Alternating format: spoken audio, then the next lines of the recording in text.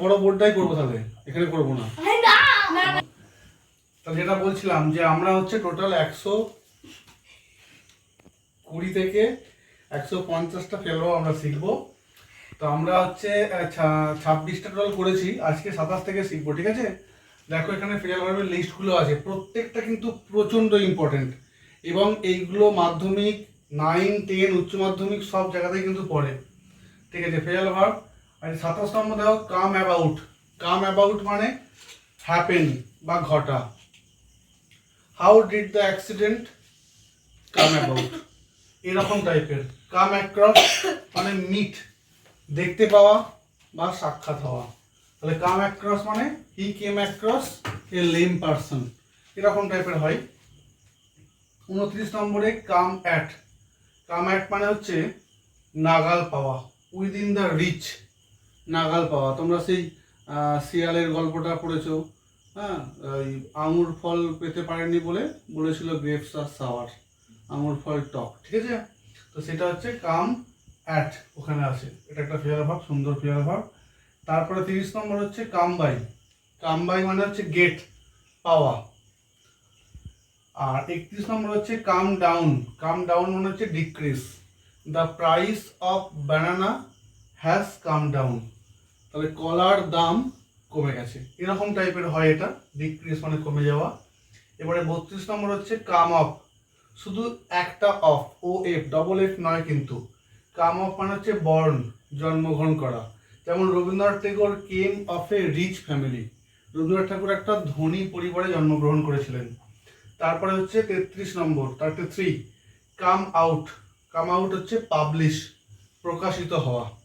Come out মানে হচ্ছে publish, প্রকাশিত হওয়া। সে ব্রিং আউট মানেও আমরা দেখেছিলাম প্রকাশিত হওয়া, একই। আচ্ছা, our result will come out on Friday, আমাদের রেজাল্ট শুক্রবারে প্রকাশিত হবে। তো এরকম টাইপের কাম আউট হয়। 34 কাম রাউন্ড।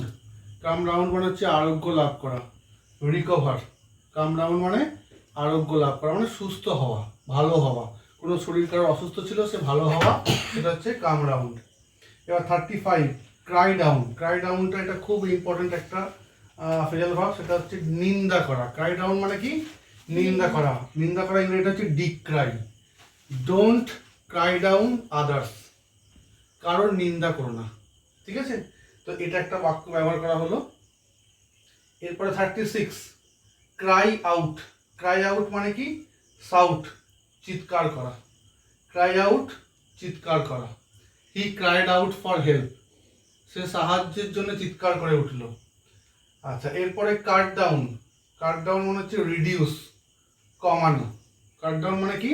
রিডিউস, কমানো। তারপর যেমন কাট ডাউন ইউর বাজেট, তোমার খরচ কমাও, ঠিক আছে? তারপরে কাট অফ। কাট অফ মানে বিচ্ছিন্ন করে দেওয়া। ডিসলোকেট, ইংরেজিটা হচ্ছে ডিসলোকেট। এরপরে do away with. Do away with মানে হচ্ছে বন্ধ হওয়া বা বন্ধ করা, দুটোই হয়। তার ইংরেজিটা হচ্ছে অ্যাবলিশ, ঠিক আছে? অ্যাবলিশ মানে হচ্ছে বন্ধ হওয়া, বন্ধ করা বা ধ্বংস করা, এগুলো কিন্তু হয় do away with.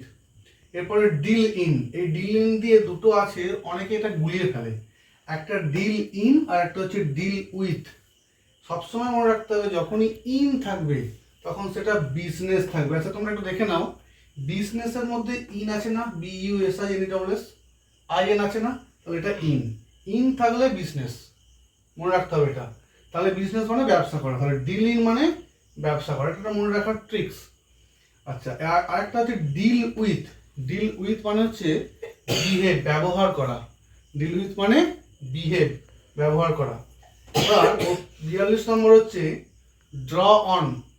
Draw on মানে হচ্ছে অ্যাপ্রোচ, কাছাকাছি হওয়া। ড্র অন মানে কি? অ্যাপ্রোচ, কাছাকাছি হওয়া।